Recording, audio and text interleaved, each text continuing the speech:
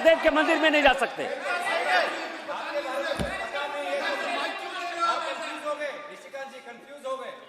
आपको पता नहीं है। साध्वी निरंजन ज्योति।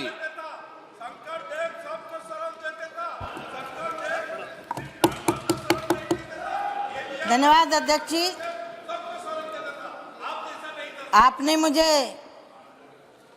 एक बहुत ही महत्वपूर्ण विषय पर बोलने के लिए अवसर दिया। इसके लिए मैं आपको बहुत बहुत हाथ जोड़ के अभिनंदन करती हूँ।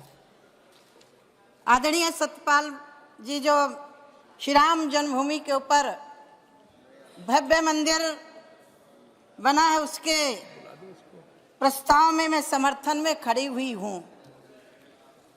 माननीय अध्यक्ष महोदय, मुझे लगा था कि विपक्ष की तरफ से कुछ सकारात्मक, कुछ रामलला के मंदिर में विराजित होने के बाद सद्बुद्धि आएगी,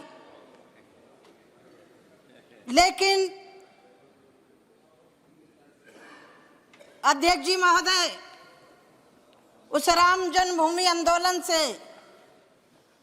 जुड़ी होने के नाते मैं आज इस नए सदन में नए प्रस्ताव को समर्थन देते हुए देश के यशस्वी प्रधानमंत्री जी का संतों की तरफ से, देश की जनता की तरफ से अभिनंदन करती हूँ, वंदन करती हूँ। माननीय सभापति महोदय, शायद मुझे लग रहा है गौरव गोगोई जी ने गोली चलाने की बात कही, शायद मुझे उनको याद दिलाना पड़ेगा। जब कार सेवकों के ऊपर इनकी सरकार के समर्थन में रहे, इनके साथ में है, इंडिया के गठबंधन में है, क्या एक बार भी कांग्रेस ने उन कार सेवकों की छातियों से जो रक्त बहा था, अयोध्या की गलियां रक्त रंजित थी, सभापति महोदय में वहां थी, क्या कभी इस कांग्रेस ने खेद प्रकट किया? माननीय सभापति महोदय, ये 500 साल का संघर्ष,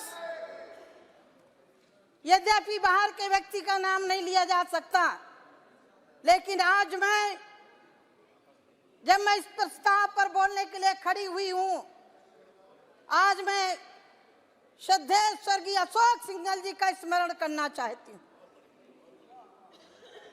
माननीय सभापति महोदय, मैं महंत वैद्यनाथ जी का स्मरण करना चाहती हूं। मैं स्मरण करना चाहती हूँ रामचंद्र परमहंसदास जी को। मैं 2082 की घटना का उदाहरण देना चाहती हूँ। उस कुंभ की साक्षी मैं भी थी। जो संत कभी छत के नीचे नहीं रहना जानते थे, जंगल में रहते थे, पेड़ों के नीचे रहते थे, ऐसे पूज्य वामदेव जी का भी मैं स्मरण करना चाहती हूँ। मैं दोरा बाबा को भी स्मरण करना चाहती हूँ, जो कभी झोपड़ी में रह करके जीवन व्यतीत किया, लेकिन अशोक सिंघल जी के आग्रह पर उस प्रयागराज के कुंभ में सारे संत राम जन्मभूमि के लिए इकट्ठे हुए। इसके लिए यदि श्रेय आंदोलन के लिए देना चाहूंगी तो मैं श्रद्धेय अशोक सिंघल जी को देना चाहूंगी। अध्यक्ष महोदय,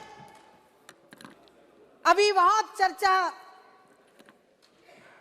विपक्ष की तरफ से हुई, बापूजी की बात हुई। महात्मा गांधी जी ने आजादी के बाद यह भी कहा था कि अब आजादी मिल चुकी है, कांग्रेस को खत्म कर देना चाहिए। नहीं माना, लेकिन आज मैं माननीय प्रधानमंत्री जी का धन्यवाद देने के लिए खड़ी हुई।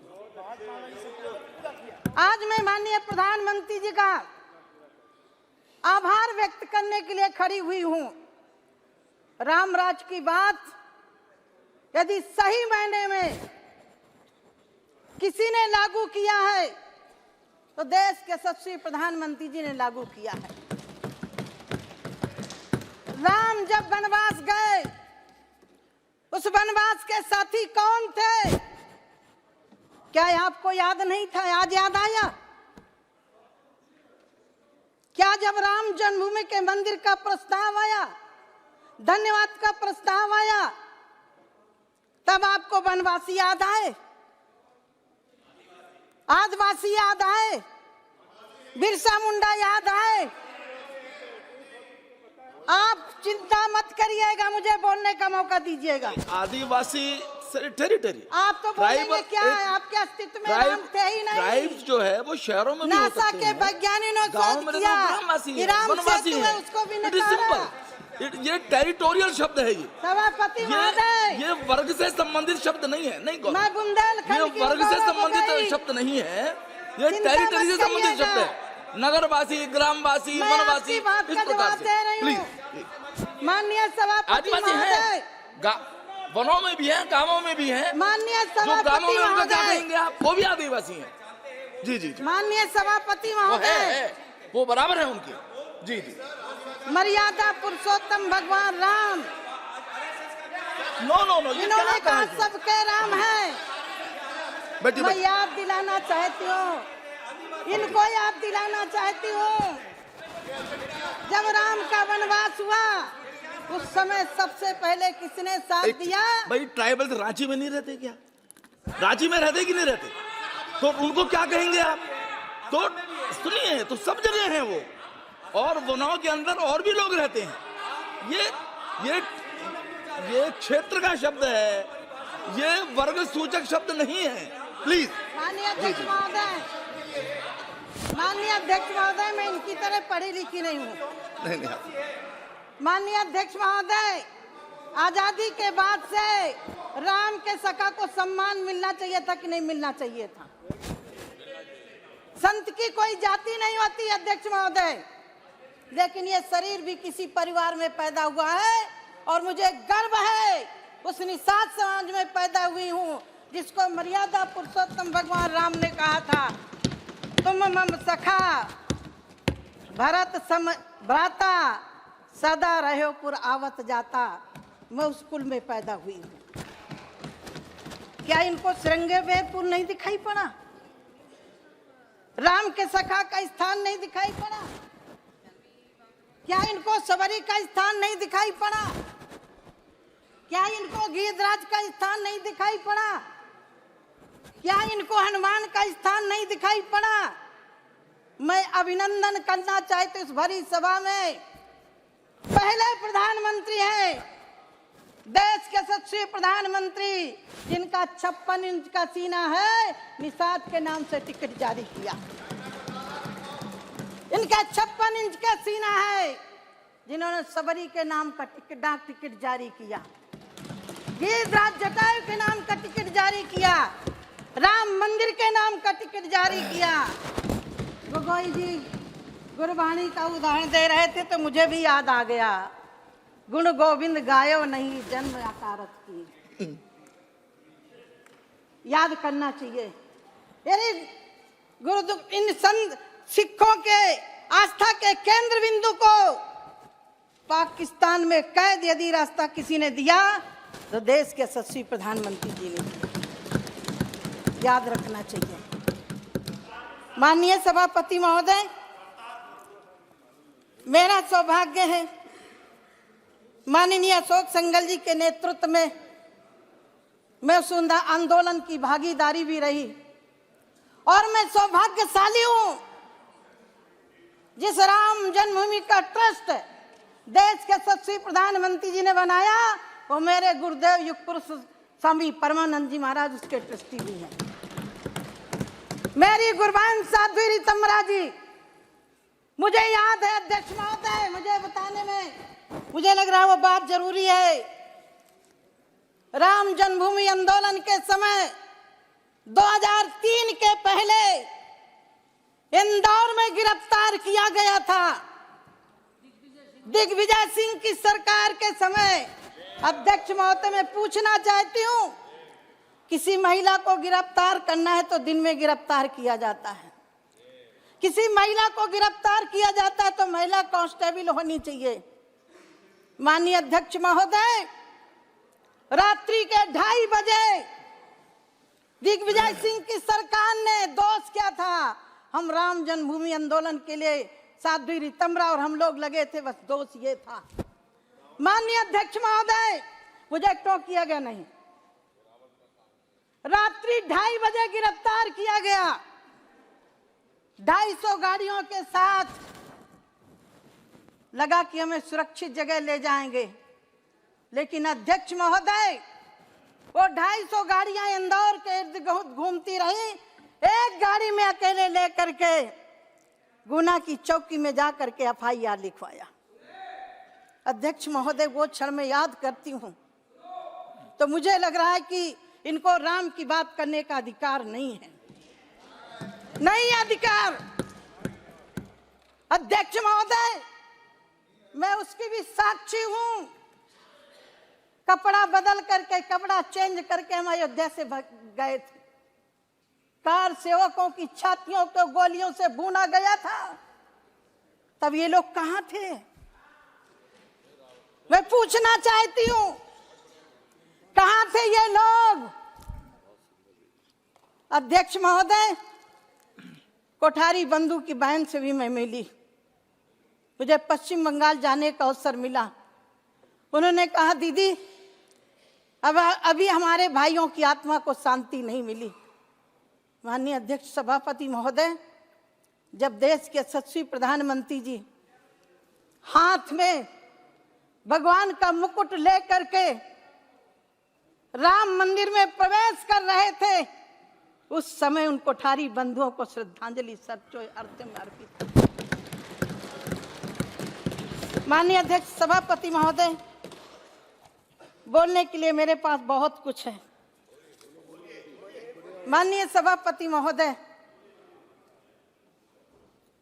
रात्रि में गिरफ्तार किया गया, इतना ही नहीं छोड़ा गया था, कहीं बाथरूम तक नहीं करने दिया गया था और जेल जाकर के ग्वालियर की जेल में बंद कर दिया गया था।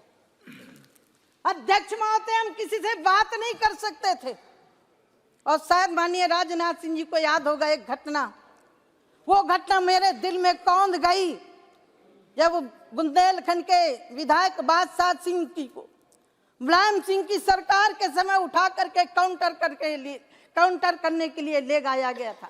माननीय जी वहां गए थे, मुझे वो बात याद गई कि कहीं हमारा काउंटर ना हो जाए। क्या ये है इनकी चर्चा करने का विषय? क्या ये रामराज की बात कर सकते हैं? अध्यक्ष महोदय, मैं हाथ जोड़ के प्रार्थना करती हूं आपसे। मैं पहली बार सदन में आई थी, मेरी बुंदेलखंडी भाषा से एक शब्द निकल गया था, पार्लियामेंट को 8 दिन नहीं चलने दिया था। ये नारी का सम्मान है। सभापति महोदय, न राम का सम्मान न नारी का सम्मान। महोदय, मुझे उस दिन बहुत पीड़ा हुई थी। आज मैं प्रधानमंत्री जी का आभार व्यक्त करना चाहती हूं। मेरे कारण मेरे प्रधानमंत्री जी को, मेरे कारण वेंकैया नायडू जी को, मेरे कारण मेरे आज के रक्षा मंत्री जी को, मेरे कारण स्वर्गीय सुषमा स्वराज को माफी मांगनी पड़ी थी। एक महिला के द्वारा एक शब्द निकला, उसको पार्लियामेंट को घेरा गया। अध्यक्ष महोदय, इसके लिए कौन जवाबदेही होगा जब मौत का सौदागर कहा गया प्रधानमंत्री जी को? इसका जिम्मेदार कौन होगा अध्यक्ष महोदय? जब मेरे प्रधानमंत्री जी को जहर की पुड़िया कहा गया और ये कह दिया गया कि बाहर बोला गया शब्द है। माननीय अध्यक्ष महोदय, इनसे उम्मीद नहीं है। आप गौरव गोगोई जी सुन लीजिए, मैं सुनती रही हूँ। बैठो बैठो आप बैठो बैठो, उसको सुना, वो गलती कर दी। अब बोलिए। माननीय सभापति महोदय, माननीय सभापति महोदय, जब घाव होता है, मिर्ची लगती है तो जीवन तो उठेगी, जरूर उठेगी और उठना भी चाहिए। देश की जनता देख रही है कि तुमने राम के साथ क्या किया। कोर्ट में खड़े होकर के 2019 के पहले माननीय अध्यक्ष महोदय, इन्हीं के वकील खड़े हो गए थे कि अभी न्याय नहीं होना चाहिए राम के मंदिर के लिए। क्या बात कर रहे हो? किस मुख से राम की बात कर रहे हो? तुम्हारा अधिकार क्या है राम के विषय पर बात करने का? कोई अधिकार नहीं है। कोर्ट में खड़े होकर के मैं न्यायाधीशों का सम्मान करती हूँ और देश के यशस्वी प्रधानमंत्री जी का भी अभिनंदन करती हूँ और ये कहना चाहती हूँ, राम मिले केवट के विश्वासों पर, राम मिले प्रण के हेतु वनवासों में। ये मेरठ के कवि हरिओम पवार जी की पंक्ति। हाँ, मैं वही बोल रही हूँ। मैं खास तौर से मैं मेरठ से हूँ, बड़े राम जी जी फिर से सुना देती हूँ। गौरव गोगोई ने भी उन्हीं पंक्तियों को इसीलिए मैंने वो उद्धृत किया है। जी। मैं विशेष रूप से आभारी हूँ हाँ, कि आपने मेरठ के महान कवि, राष्ट्रीय कवि हैं वो, उनका उल्लेख किया। राम मिले केवट के विश्वासों पर, राम मिले हैं प्रण के हेतु वनवासों में, राम मिले हैं हनुमान के क्या बात है सीने पर, राम मिले सबरी के जूठे बैरों पर। और आखिरी मैंने जोड़ा अध्यक्ष महोदय, राम मंदिर मिला है नरेंद्र मोदी के 56 इंच सीने। माननीय अध्यक्ष महोदय, राम का इतिहास यदि इन्होंने पढ़ा होता तो जो राम को नकार रहे उनको जवाब मिलना चाहिए था। रामायण फाड़ने वालों को जवाब मिलना चाहिए था, लेकिन नहीं दे सकते। अब कहते हैं, हमारे यहाँ कहावत है, यदि छछूंदर सांप निगल लेता है तो ना उगलते बनता है और ना ही निगलते बनता है। वही स्थिति है इनकी। मैं अध्यक्ष महोदय कहना चाहती हूँ, रामचरितमानस पढ़ते तो राम तुम्हें भी बनना होगा। चलो राम के पद चिन्हों पर अब इतिहास। अध्यक्ष महोदय, जब गरीबों की बात कर रहे थे, मैं तो आज अपने विषय पर सीमित रहने वाली थी, लेकिन इन्होंने छेड़ दिया, और जो छेड़ोगे तो हम छोड़ेंगे भी नहीं। अध्यक्ष महोदय, कल मैंने उस हाउस में जवाब दिया है। अध्यक्ष महोदय, यदि इन्होंने गरीबी दूर की होती तो आज 4 करोड़ लोगों को घर देने की हमें जरूरत नहीं पड़ती। वो कौन है? वही है सवरी के लोग, वही है निषाद के लोग, वही है जटाई के लोग, वही है रीछों के लोग, जिनको समाज में मर्यादा पुरुषोत्तम भगवान के पद चिन्हों पर चलने वाले युग पुरुष नरेंद्र मोदी जी ने दिया। माननीय अध्यक्ष महोदय, ये कह रहे हैं गरीबी दूर हो गई। मुझे बड़ा आश्चर्य होता है, गरीबी दी किसने है? अध्यक्ष महोदय, आज मैं थोड़ा अपने बचपन की बात जरूर बताना चाहूंगी। जब इन्होंने कहा, मैं तो राम जन्मभूमि तक सीमित थी, मुझे आगे नहीं बढ़ना था। सन 82 में मैंने घर छोड़ दिया था। मेरे पिता दूसरों की ईंटें पाथ के अपने हम लोगों को पालन करते थे। सन्यासी हो गई थी 14 साल की आयु में। श्रीमती स्वर्गीय इंदिरा गांधी जी हमीरपुर जिले में सुमेरपुर ब्लॉक में गई थी। संत थे, सरल स्वभाव था। हमने सुना कि प्रधानमंत्री जी आई हैं। 14 साल की आयु क्या होती है? लेकिन पहली स्पीच थी कि हम गरीबों को घर देंगे, गरीबों को भूखे नहीं सोने देंगे। अध्यक्ष महोदय, मुझे बड़ा विश्वास हुआ। मुझे लगा कि मैं तो घर छोड़ के चली आई, अब मेरे पिता को पक्का मकान जरूर मिलेगा। अध्यक्ष महोदय, ये नारा 14 तक चला। और मेरा सौभाग्य अध्यक्ष महोदय, गरीब की बेटी को, गरीबों को घर देने का अधिकार यदि किसी को दिया है तो मुझे दिया है, मेरे सहन से हो रहे हैं। अध्यक्ष महोदय, सूखा पड़ा था, मेरे गांव में नहर की खुदाई हो रही थी, शायद 12 साल की आयु होगी, काम के बदले अनाज की घोषणा की गई थी। मैं भी जाती थी इतनी मिट्टी उठा करके, ज्यादा अनाज मिले। अध्यक्ष महोदय, लाल जुंडी मंगाई गई थी, मेरी माता रोटी बना के खिलाती, जुंडी माने ज्वार। मेरे बुंदेलखंड की भाषा में क्या करूं, है तो हम बुंदेलखंडी, 100 दंडी एक बुंदेलखंडी पर्याप्त होते हैं। अध्यक्ष, हाँ जी, हाँ जी, हाँ। बुंदेलखंड बहुत प्यारा क्षेत्र है जी। अध्यक्ष महोदय, मैं वो दिन याद करती हूँ, मेरी माँ यदि आटा बना के रोटी खिलाती तो पूरे परिवार का पेट नहीं भर सकती थी, दलिया बना के खिलाती थी। मैं आभार व्यक्त करती हूँ देश के यशस्वी प्रधानमंत्री जी का। कोविड जैसी महामारी के समय पर एक भी परिवार भूखों नहीं मरा, और काम की जरूरत पड़ी तो मनरेगा में पैसा बढ़ा करके लोगों को काम भी दिया। सभापति महोदय, और वक्ता भी हैं, लेकिन आज मेरा दिल अंदर से रो रहा है। रो इसलिए रहा है जिसके लिए सबरी प्रतीक्षा करते बूढ़ी हो गई थी तब राम गए थे। हमारे पूर्वज 22 पीढ़ी खप गई इस आंदोलन के लिए।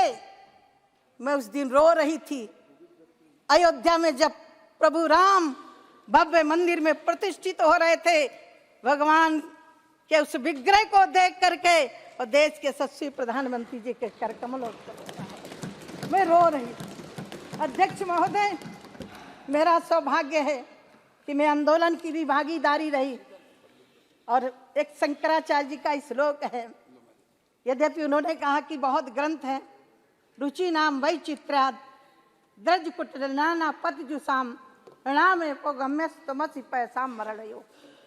हमारे जितने भी उपनिषद हैं, वेद हैं, शास्त्र हैं, पुराण हैं, अष्टादश पुराणेषु व्यासस्य वचन द्वयम परोपकाराय पुण्याय पापाय परपीडनम। मोदी जी ने वो काम किया है जो राम ने किया था। अध्यक्ष महोदय, गरीबों की चिंता की है, पिछड़ों की चिंता की है। ओबीसी कमीशन की मांग कब से चल रही थी, ये किसने दिया? 56 इंच के सीने ने दिया। सभापति महोदय, मुझे 10 मिनट समय मिला था, मैंने समय ज्यादा ले लिया। वेदांत हमारा स्वाभिमान। अध्यक्ष महोदय, मैं वेदांती गुरु की शिष्या हूँ, जानती हूँ कि ब्रह्म सत्यम जगन मिथ्या जेऊ ब्रह्मयु न परा।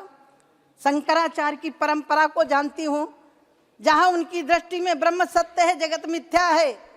ये संसार तीनों कालों में नहीं है, लेकिन वहीं देश को जोड़ने के लिए चारों मठों की स्थापना भी करते हैं कि पश्चिम का व्यक्ति उत्तर जाएगा, उत्तर का व्यक्ति दक्षिण जाएगा। लेकिन जब शंकराचार्य जी का अपमान किया जा रहा है। सभापति महोदय, वेदांत हमारा स्वाभिमान, वेदांत हमारा स्वाभिमान, श्रेष्ठता हमारी सीता है, हर रोज हमारी रामायण, हर श्वास हमारी गीता है।